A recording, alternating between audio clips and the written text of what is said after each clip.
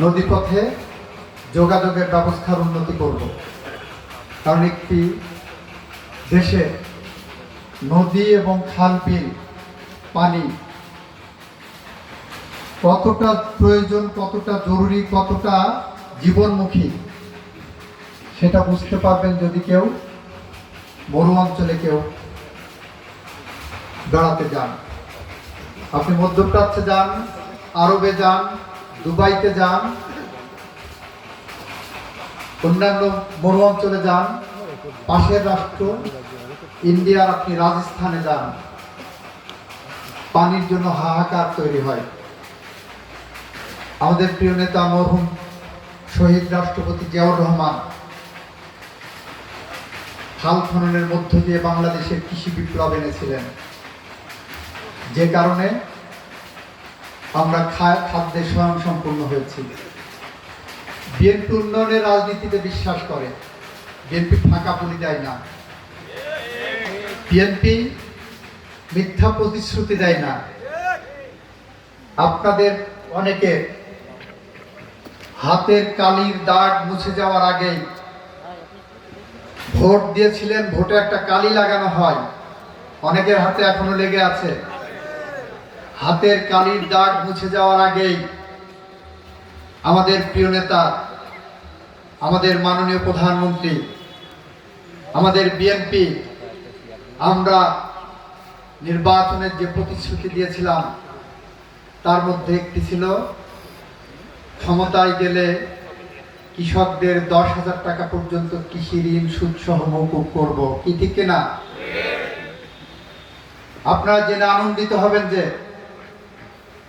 আমাদের ক্যাবিনেটের প্রথম বৈঠকে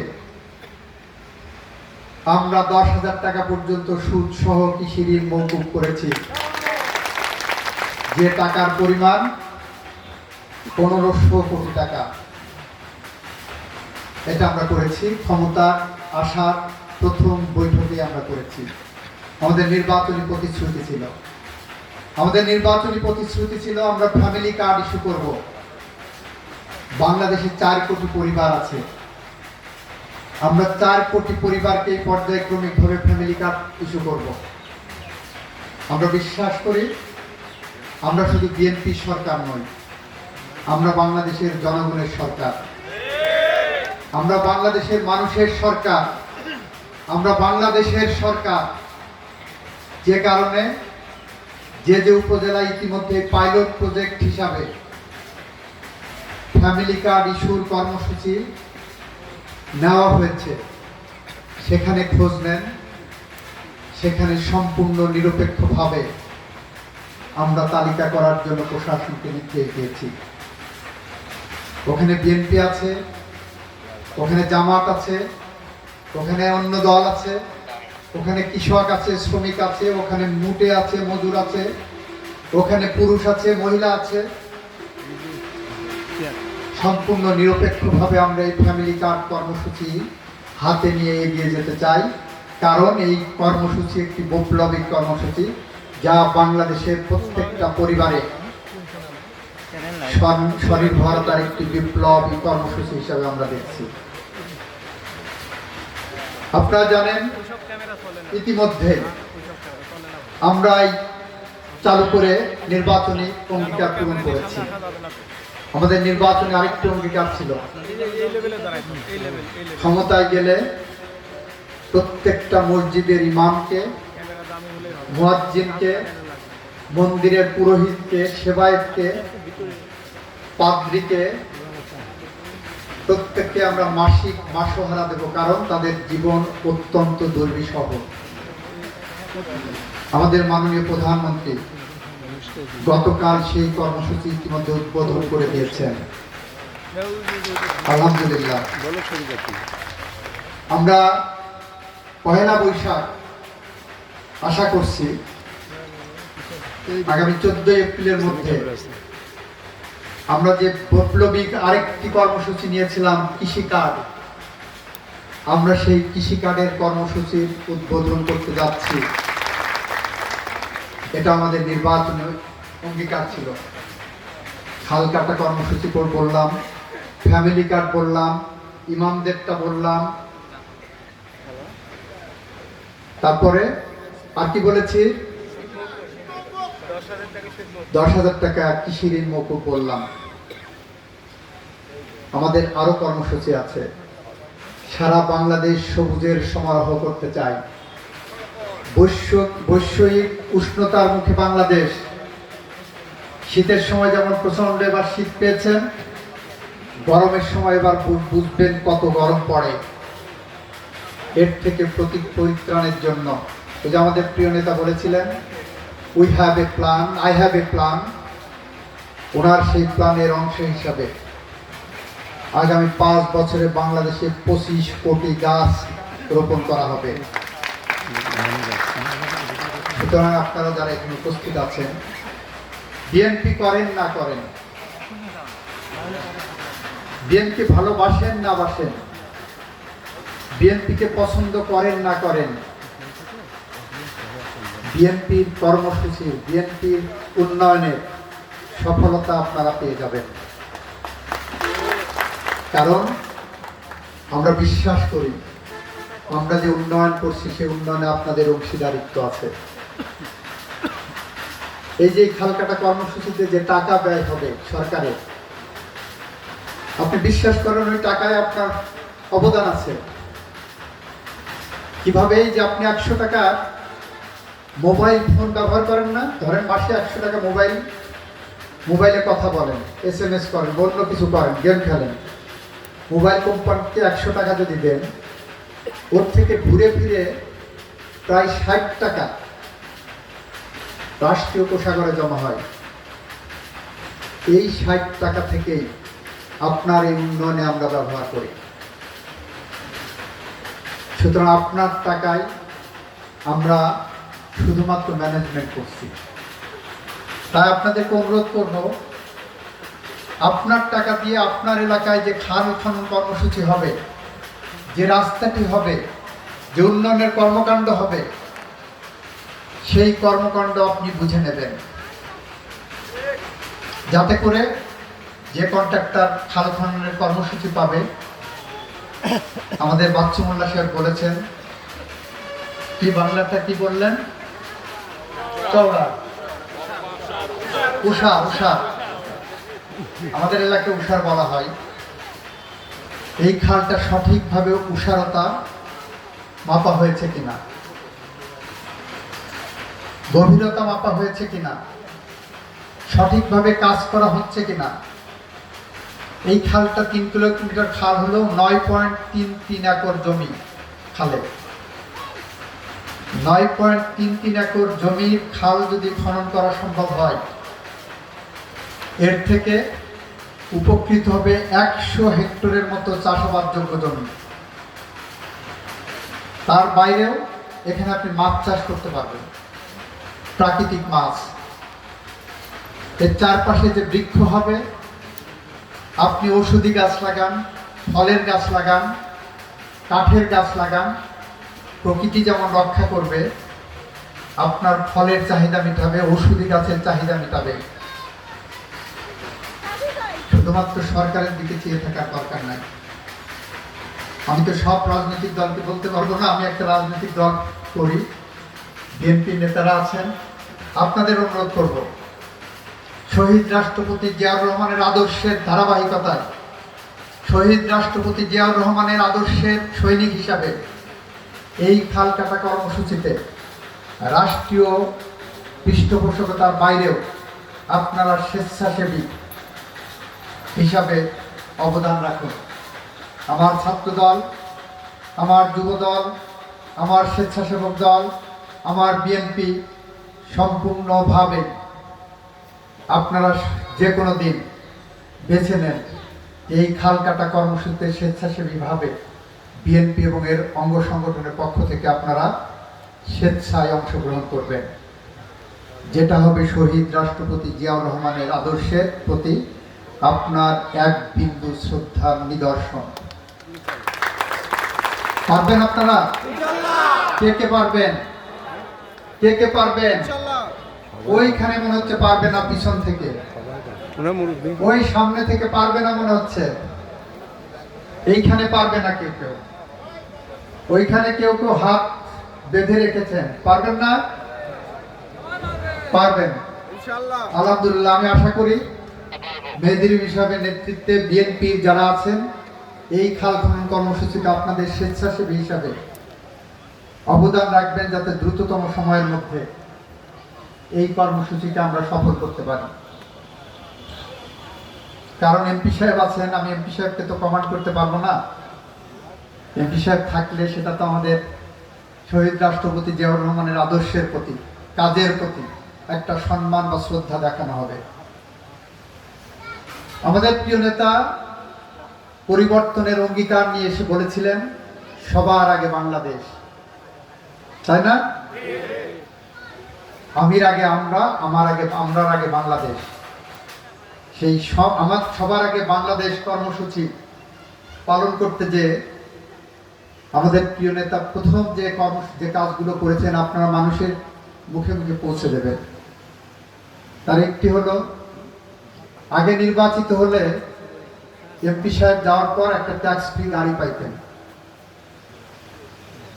একটা ল্যান্ড ক্রুজার গাড়ি ট্যাক্স ফ্রি আনলে 50 লাখ টাকার মধ্যে আনা যায়, আর ট্যাক্স দিয়ে আনতে গেলে এখন মনে হয় 5-6 কোটি টাকা দাম হয়। উনি সবার আগে আমাদের ট্যাক্স ফ্রি গাড়ি বন্ধ করে দিয়েছেন। মনে করছেন না? এমপি সাহেবদের প্লট লাগতো, ঢাকা শহরে 2-3টা বাড়ি গাড়ি সব আছে, তারপরও প্লট লাগবে। এমপি হয়েছে, আমাদের মাননীয় প্রধানমন্ত্রী প্রথম বৈঠকে বলেছেন কোনো প্লট বাণিজ্য হবে না, কোনো প্লট বরাদ্দ হবে না এমপিদের জন্য বিশেষভাবে। এটা তো জনগণের মনের আকাঙ্ক্ষার কথা, তাই না? আপনারা আমাদেরকে ভোট দিয়েছেন কি কারণে? ভোট দিয়েছেন আমরা আপনাদের সেবা করব। আপনি তো আর টেনে আমাকে ভোটে নামান।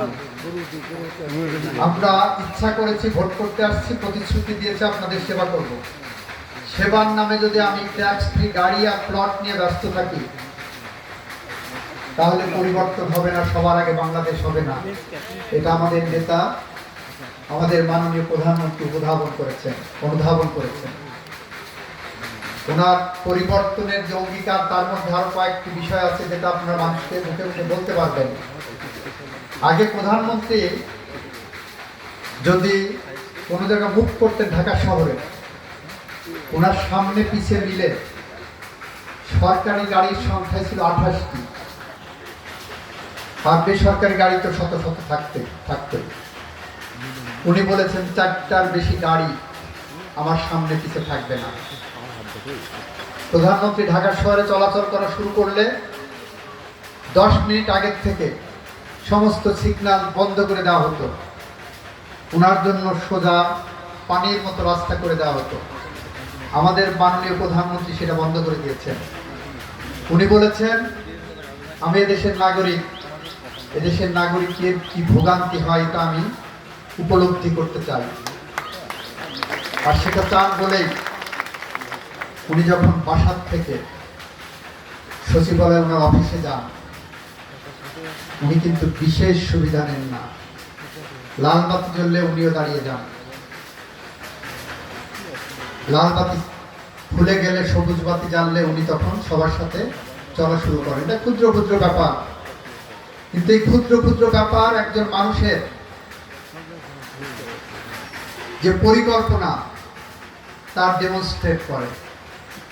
একটা ইংরেজিতে প্রবাদ আছে, childhood shows the man, morning shows the day. দিনটা কেমন যাবে সকাল দেখলে বুঝতে পারেন, ঠিক একইভাবে একজন মানুষ ভবিষ্যতে কেমন হবে তার শৈশব দেখলে বোঝা যায়। আমাদের প্রধানমন্ত্রী কেমন হবেন, আমরা কেমন বাংলাদেশের স্বপ্ন নিয়ে এগিয়ে যাচ্ছি, উনি কিন্তু সেইটা ইতিমধ্যেই তার নিদর্শন রেখে যাচ্ছেন। আমাদেরকে নির্দেশ দেওয়া হয়েছে, এই যে আজকে এখানে আসলাম, রাজবাড়িতে থামলাম, সার্কিট হাউসে একটু হাত মুখলাম, এখানে আসলাম। পরশুদিন আমাদের কাছে কিন্তু মেসেজ এসছে, আমরা এই যে পাং পুং করে গাড়ি টাড়ি নিয়ে এসে সার্কিট হাউসে উঠে স্যালুট নেই না, তারপর ফুলের শুভেচ্ছা নেই। আমাদের উপর নির্দেশনা জারি করা হয়েছে, কোনো স্যালুট নেওয়ার প্রয়োজন নাই, ফুলের শুভেচ্ছা নেওয়ার প্রয়োজন নাই। যারা ফুলের শুভেচ্ছা দিতে আসবেন, আমাদের দুঃসময় তারা অনেকেই ভেঙে যাবেন। আমরা আমাদের কাজের মধ্য দিয়ে মানুষের নিরন্তর ভালোবাসার আকাঙ্ক্ষা রাখি। আমাদের কর্মসূচির মধ্য দিয়ে মানুষের হৃদয়ে স্থান করে নিতে চাই, যেমন নিয়েছিলেন আমাদের শহীদ রাষ্ট্রপতি জিয়াউর রহমান। এটা আমাদের পরিবর্তনের অঙ্গীকার। এটা আমাদের সবার আগে বাংলাদেশের অন্যতম পদক্ষেপ। আপনারা এখানে যারা আছেন, তাদের অনেকের মনে স্বপ্ন আছে। আওয়ামী লীগের, ছাত্রলীগের, যুবলীগের, স্বেচ্ছাসেবক লীগের নেতারা এই খোকসাতে টেন্ডারবাজি করে কোটিপতি হয়েছেন, এই খোকসাতে চাঁদাবাজি করে কোটিপতি হয়েছেন, এই কুমারখালীতে চাঁদাবাজি, টেন্ডারবাজি, দুর্নীতি করেছেন। সুতরাং তার চেয়ারটা এখন আমার দখলে, এরকম স্বপ্ন মনে মনে অনেকে লালন করছেন। আমাদের মাননীয় প্রধানমন্ত্রী কিন্তু হুঁশিয়ারি করে দিয়েছেন, আমরা যে কোনো ধরনের টেন্ডারবাজি, চাঁদাবাজি, সন্ত্রাসী, তোলাবাজি, মাস্তানি এবং সালিশবাজির মাধ্যমে টাকা ইনকামের বিরুদ্ধে অবস্থান নিয়েছি। আপনি একটা ইউনিয়নের, একটা উপজেলার, মনে করেন ছাত্র দলের প্রেসিডেন্ট বা সেক্রেটারি, আপনি চাঁদা নিয়ে আসছেন, ওই চাঁদার টাকা আমার দলের পকেটে ঢুকছে না, আমার সরকারের লাভ হচ্ছে না, কিন্তু আপনি যে চাঁদাটা নিয়ে আসছেন, ওই চাঁদার কারণে আমার দল এবং সরকার ডুবছে। আমার দল এবং সরকার তার দায়ভার গ্রহণ করবে না বলেই আমরা কঠোর হস্তে এগুলো দমন করব। প্রশ্ন করতে পারেন, তাহলে বিএনপি ক্ষমতায় এসে লাভ কি হলো? নিজে আজকে বাড়ি যেয়ে ঠান্ডা মাথায়, শান্ত মাথায় চিন্তা করবেন কি লাভ হয়েছে। এই যে আজ থেকে 2 বছর প্রায় আগে বাড়িতে ঘুমাতে পারতেন না, ঘুম আসলেও আটকে উঠতেন কখন পুলিশ এসে বাড়ি ঘেরাও করবে। বাজারে যেতে পারতেন না, আটকে উঠতেন, এখন শান্তিতে ঘুমোতে পারছেন। এই যে অবস্থা, এই অবস্থার পরিবর্তন হয়েছে না? পেয়েছেন না?